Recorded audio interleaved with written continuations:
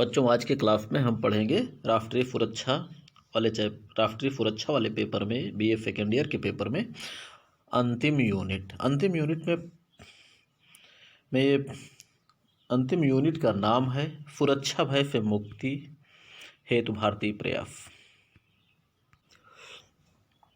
इस चैप्टर का नाम है सुरक्षा भय से मुक्ति हेतु भारतीय क्षमता। चलिए आगे बढ़ते हैं, हम लोग शुरुआत करते हैं। वर्तमान समय में प्रत्येक राष्ट्र की सुरक्षा शक्ति का अंदाजा हम उसके वैज्ञानिक एवं तकनीकी आविष्कारों तथा प्रौद्योगिकी प्रगति से लगा सकते हैं। वर्तमान समय में किसी राष्ट्र के विकसित होना, अविकसित होना, निर्धन होना, अमीर होना हम किससे लगा सकते हैं कि जो समय के साथ जो राष्ट्र आगे बढ़ा वही विकसित राष्ट्र माना जाता है। और आज के टेक्नोलॉजी के समय में इन तकनीकी विकास का अत्यंत ही महत्वपूर्ण योगदान होता है एक राष्ट्र के विकास में। तो इससे जो है आज हम एक राष्ट्र के तकनीकी विकास से उसके स्तर का अंदाजा हम लगा सकते हैं, क्योंकि नवीनतम हथियारों का निर्माण तथा खाद्य सामग्री और आर्थिक उपकरणों की व्यवस्था पर ही किसी राष्ट्र के अस्तित्व की सुरक्षा निर्भर है। और हर चीज़ें राष्ट्र की प्रत्येक आधारशिलाएं या राष्ट्र की व्यवस्था की विकास की प्रत्येक आधारशिला आज टेक्नोलॉजिकल या तकनीकी हो चुकी है। विश्व इतिहास साक्षी है कि जो भी देश नवीन तकनीकी की दौड़ में आगे निकलकर तकनीकी पर प्रभुत्व जमाने में सफल हो जाता है, वह स्वयं महाशक्तियों की तालिका में शामिल हो जाता है। विश्व राजनीति का इतिहास यही सिद्ध करता है कि अंतर्राष्ट्रीय क्षेत्र में वे ही राष्ट्र स्वतंत्रता पूर्वक निर्णय ले सकते हैं जो तकनीकी विकास के लिए दूसरों का मुंह नहीं देखते। अर्थात वही राष्ट्र अंतर्राष्ट्रीय जगत में सेल्फ निर्णय ले सकते हैं, सेल्फ डिपेंड माने जाते हैं और किसी के सामने झुकते नहीं, जो कि विकास के मामले में आत्मनिर्भर हो, सुरक्षा के मामले में आत्मनिर्भर हो, विकास के मामले में आत्मनिर्भर हो, यानी हर प्रकार की व्यवस्था के मामले में आत्मनिर्भर हो। किसी चीज़ के लिए, किसी कमी को पूरा करने के लिए किसी राष्ट्र के सामने हाथ ना फैलाना पड़े, किसी राष्ट्र की ओर अपना मुंह करके ना ताके कि हमारी वो मदद कर दें। वही राष्ट्र ज़्यादा सफल माने जाते हैं, वही राष्ट्र महाशक्तियों की श्रेणी में आते हैं। ठीक है, आगे है विज्ञान और तकनीकी क्षेत्र विकास के मामले में। स्वतंत्रता के बाद भारतीय प्रशासन ने रक्षा पर अधिक व्यय करना आवश्यक नहीं समझा।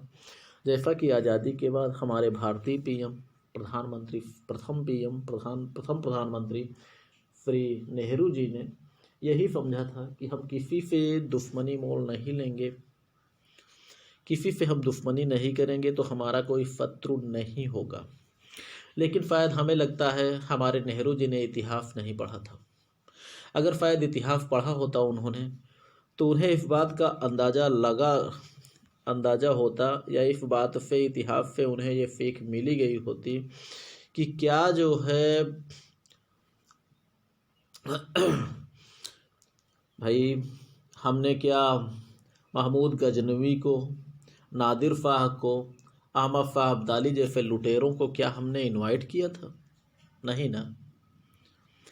और इतिहास की गलतियों से उन्होंने कोई सीख नहीं ली कि अगर अपने पास विकास है तो सुरक्षा करनी पड़ेगी। इसीलिए सुरक्षा पर अधिक व्यय करना हमारे पीएम ने अधिकार आवश्यक नहीं समझा। परंतु आज़ादी के तुरंत बाद पाकिस्तान के कश्मीर आक्रमण ने भारत को अपनी सुरक्षा व्यवस्था एवं तकनीकी विकास पर ध्यान देने हेतु बाध्य होना पड़ा।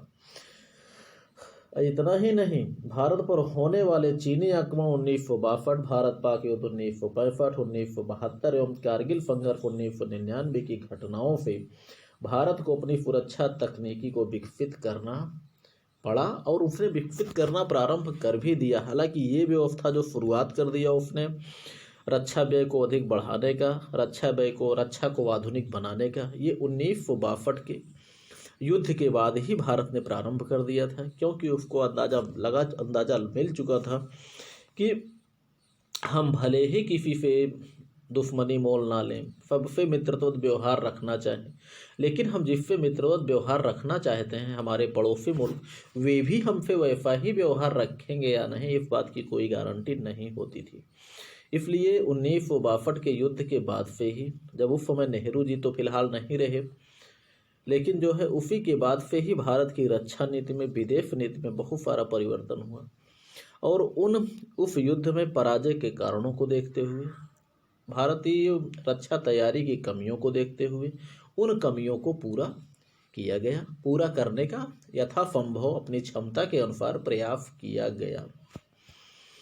अब देखिए, विज्ञान के क्षेत्र में अगर देखा जाए तो प्राचीन काल से ऋग्वेद, रेखा गणित, ये सब विज्ञान के क्षेत्र हैं भारत के, खास करके ऋग्वेद में जो कुछ भी वर्णन है, जो कि प्राचीन वेद माना जाता है, रेखा गणित, अंगणित, अथर्ववेद एवं महाभारत के उद्योग पर्व में चिकित्सा शास्त्र का वर्णन है। खास करके उस समय वो आयुर्वेद का ही ज्ञान होता था। वैद्यराज धन्वंतरि, वैद्यराज हुसैन, ये सभी प्रमुख डॉक्टर हैं उस समय के। शून्य दशमलव आदि का विकास हुआ था। खगोल शास्त्री, हम भारतीय खगोल शास्त्रियों में आर्यभट्ट, बाराहमिहिर ये प्रमुख माने जाते हैं। और आज़ादी के बाद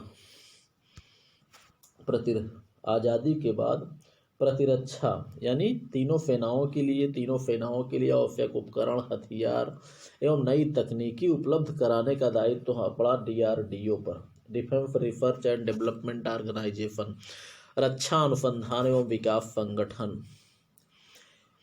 इसका कार्य है भारत की तीनों सेनाओं के लिए आवश्यक वस्तुओं की आपूर्ति करना, आवश्यक हथियारों की आपूर्ति करना, आवश्यक उपकरणों की आपूर्ति करना, ठीक है, सैन्य साज सामान एवं सैनिक युद्ध क्षेत्र के सभी उपकरणों का निर्माण करना, रिसर्च, शोध कार्य करना, आगे बढ़ाना, संपूर्ण जिम्मेदारी संभालना, इसका दायित्व है भारत के लिए, भारतीय सेनाओं के लिए DRDO का, ठीक है।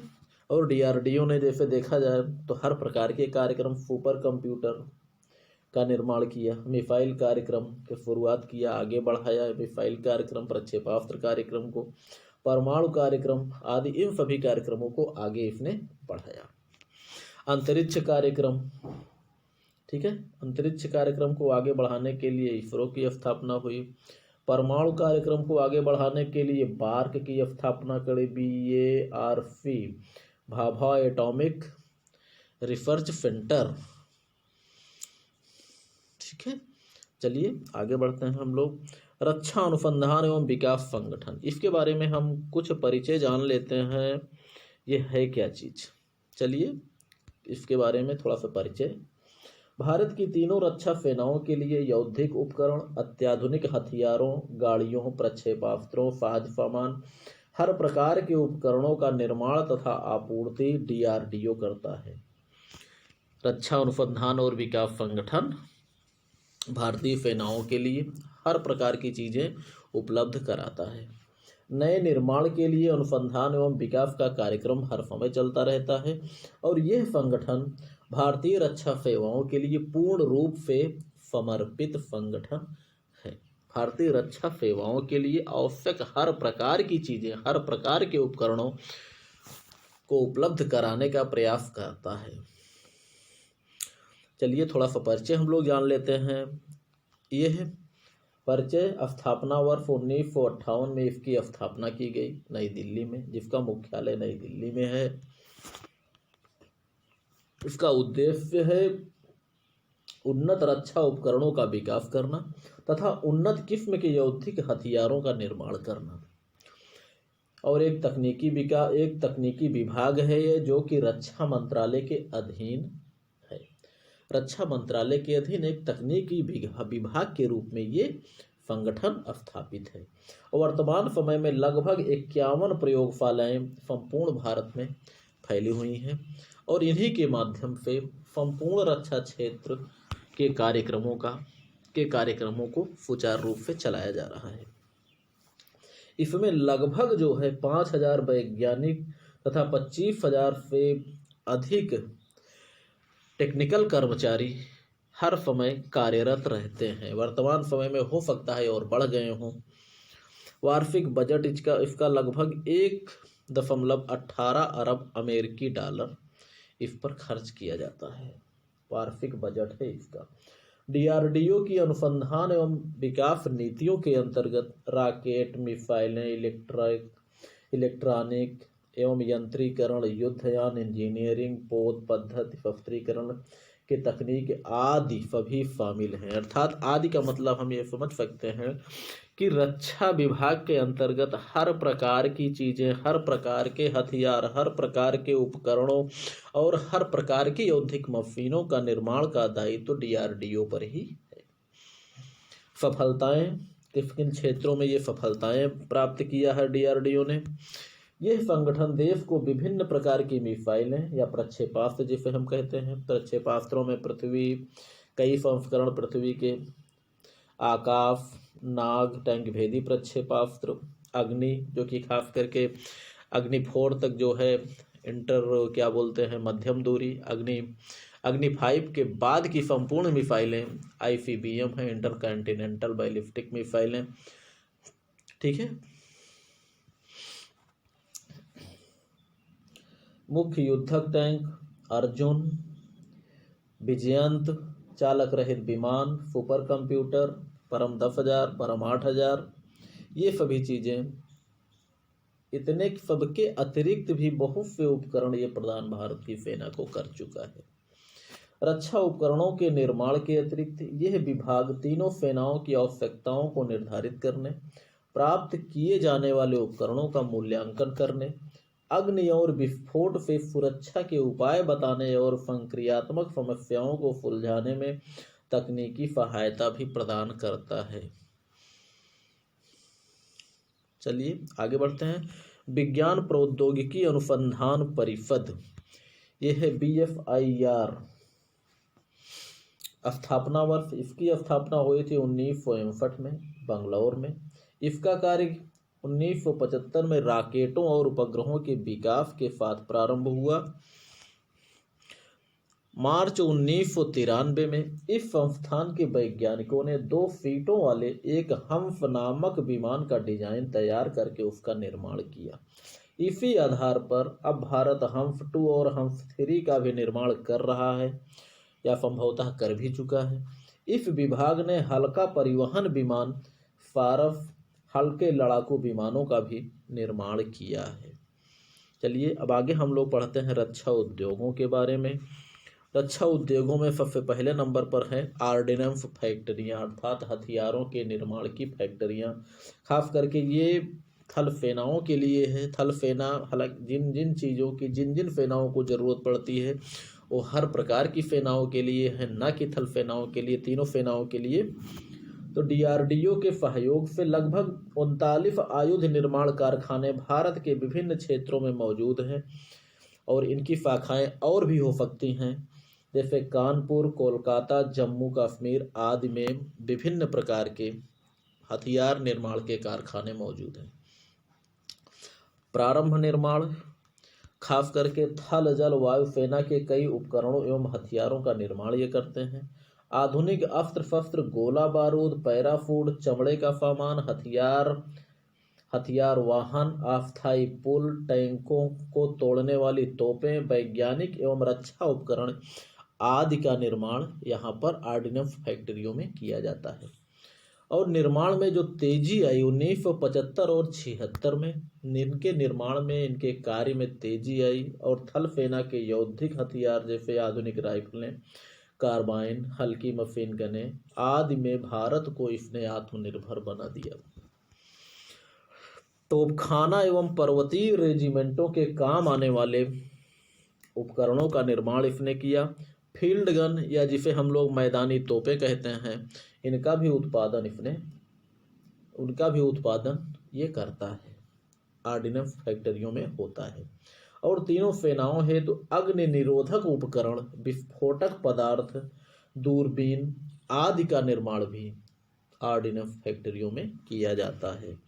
विमान भेदी तोपें, मोर्टार, माउंटेन गन, बोफोर्स तोपें, लगभग सभी प्रकार के छोटे बड़े हथियार बम, हथगोले, सुरंगें आदि जो है ऑर्डिनेंस फैक्ट्रियों में किया जाता है। टैंक निर्माण कारखाना ये अवाड़ी में स्थित है, जिसने अर्जुन टैंक, जिसे कि भीष्म कहा जाता है, भारतीय नाम भीष्म नहीं सॉरी अर्जुन टैंक, और जो है विजयंत टैंकों का निर्माण इसने किया है। भीष्म जो है बच्चों ये T-90 जो कि रूसी विमान है उसका नाम है भीष्म, वो विदेशी विमान है, सोवियत संघ द्वारा दिया हुआ, वो है T-90 जिसे भीष्म के नाम से जाना जाता है। जलयान, युद्धपोत एवं नौसैनिक उपकरण उद्योग, इसमें कई उपकरण उद्योग हैं। खास करके जो पहला है हिंदुस्तान शिपयार्ड लिमिटेड विशाखापत्तनम, इसकी स्थापना 1952 में की गई। यह 4 बर्थ वाला कारखाना है, अर्थात एक साथ ये 4 जो है पोतों का निर्माण कर सकता है। 4 जलपोतों का निर्माण एक साथ ही यहाँ पर किया जा सकता है, और यह प्रतिवर्ष 4 जहाज़ों का निर्माण करता है। सर्वप्रथम जलपद्म, जलपालक, जलपुत्र नामक जहाज़ों का इसने निर्माण किया। सरयू युद्धपोत का भी निर्माण इसने किया। खुखरी ये एक प्रकार की मिसाइल युद्धपोत है, इसका भी निर्माण इसने किया था।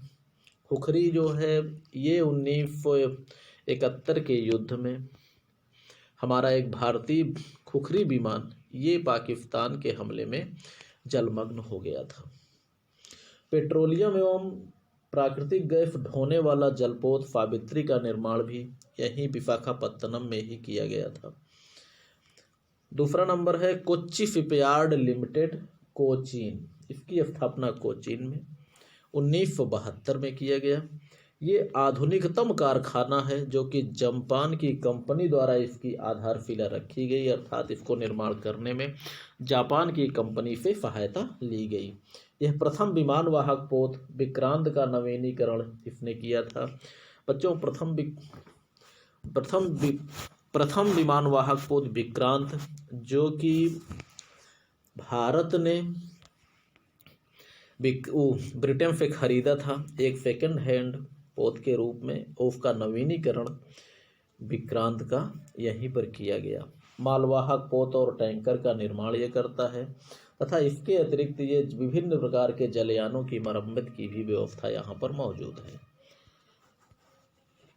मझगांव डाक लिमिटेड मुंबई, इसका मुख्यालय मुंबई में है।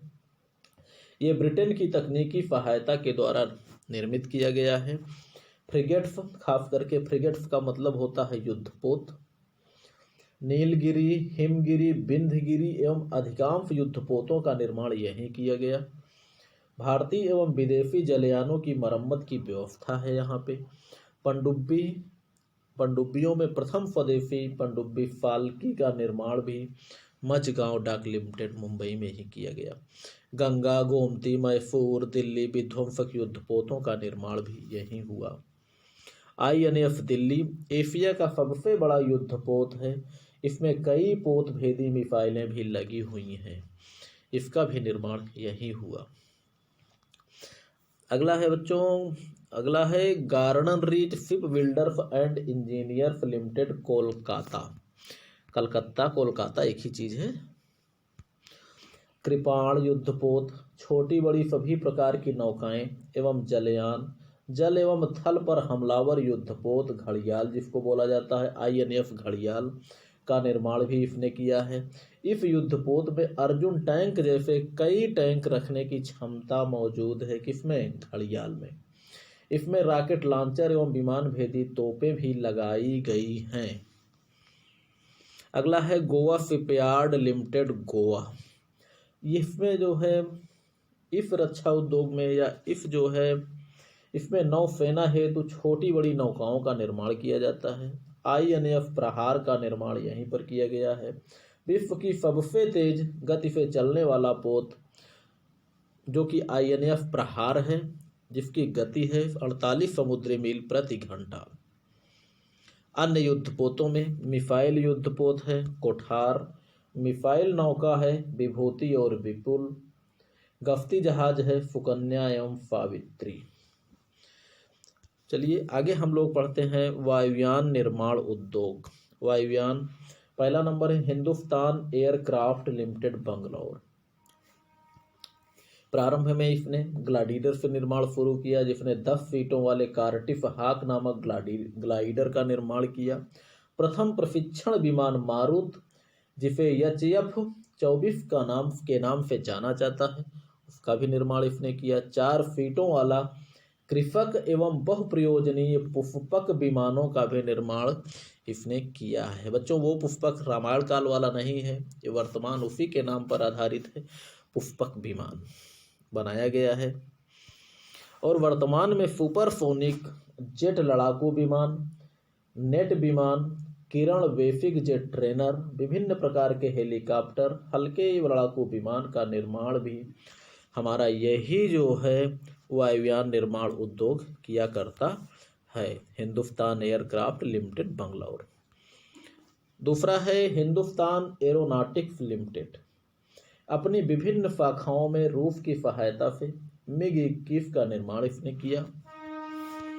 अपने देश में ही इसने MiG-27 का निर्माण किया, MiG-23 का निर्माण किया, जो खास करके सोवियत संघ के दिए गए विमान थे। अपने ही देश में इन सोवियत विमानों का निर्माण हिंदुस्तान एयरक्राफ्ट लिमिटेड ने, एरोनॉटिक्स लिमिटेड ने किया। MiG-29 जिसका भारतीय नाम बाज है, वायुसेना में शामिल हो चुका है, इसका भी निर्माण इसने किया है। ब्रिटिश लड़ाकू विमान जगुआर भी इसी उद्योग में बनाया गया है। फ्रांस के लड़ाकू विमान मिराज 2000 का निर्माण भी यहीं पर हुआ। भारत रूस सहमति से सुखोई 30 का निर्माण भारत में ही हुआ। और कानपुर शाखा में एरोफात 184 विमान का निर्माण हुआ। चालक रहित विमान निशांत एवं लक्ष्य का निर्माण भी हिंदुस्तान एरोनॉटिक्स लिमिटेड ने ही किया है, खास करके कानपुर शाखा में। प्रशिक्षण विमान हंस 3 का निर्माण यहीं पर हुआ। हल्के लड़ाकू विमान का निर्माण रॉकेट लॉन्चर पिनाका बच्चों, पिनाक जो है ये भगवान शंकर जी के धनुष का नाम है, इसलिए इसका जो रॉकेट लॉन्चर है भारत का, उसे पिनाका के नाम से जाना जाता है। उसका भी निर्माण हिंदुस्तान एरोनॉटिक्स लिमिटेड की कानपुर शाखा में हुआ। विमान वाहक पोतों में हाक्स सी हैरियर विमानों का निर्माण कानपुर शाखा में किया गया। तीसरा नंबर है बच्चों एयरक्राफ्ट मैन्युफैक्चरिंग डिपो कानपुर। और चौथा नंबर है एयर फ्रेम कंपनी नासिक। पांचवा नंबर है एरो इंजन कंपनी कोरापुटा उड़ीसा। छठवां नंबर है इलेक्ट्रॉनिक उपकरण कंपनी हैदराबाद। ये सभी जो है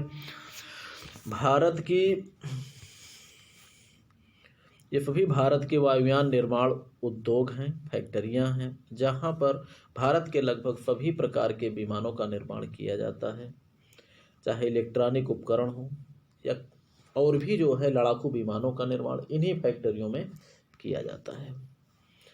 अगला है सुपर कंप्यूटर। सुपर कंप्यूटर में प्रमुख है परम 10,000 जो कि भारत का एक प्रमुख सुपर कंप्यूटर है। इसका निर्माण सीडैक जिसे कहा जाता है centre for development of advance कंप्यूटरिंग, इसे पूना द्वारा निर्मित किया गया। पूना की सीडैक सेंटर पे इसको निर्मित किया गया परम 10,000 को। दूसरा है फ्लो सॉल्वर, ये राष्ट्रीय वैज्ञानिक प्रयोगशाला बंगलौर द्वारा बनाया गया है, ये भी भारत का एक सुपर कंप्यूटर है। और तीसरा है अनुराग, ये भी एक सुपर कंप्यूटर है जिसे DRDO नई दिल्ली में बनाया गया। ठीक